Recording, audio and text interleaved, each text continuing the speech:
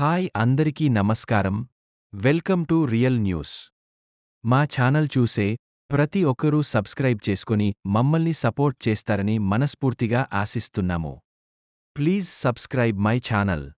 విజయవాడలో వరదల వల్ల పోటెత్తిన కృష్ణమ్మ. పలుచోట్ల జలదిగ్బంధంలో విజయవాడ.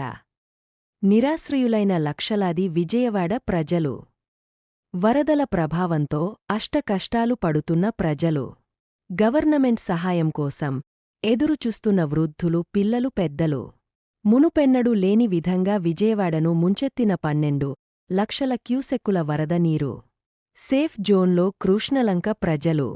గత వైసీపీ ప్రభుత్వంలో నిర్మించిన 3.44 కిలోమీటర్ల రిటైనింగ్ వాల్ వల్ల ఇప్పుడు కృష్ణలంక చుట్టుపక్కల ప్రజలు 12 లక్షల క్యూసెక్కుల వరద నీరును సైతం తట్టుకుని సేఫ్ జోన్లో నిలబడడానికి కారణం వైసీపీ ప్రభుత్వం అని ప్రజలు జగన్ను ప్రశంసనులతో ముంచెత్తుతున్నారు.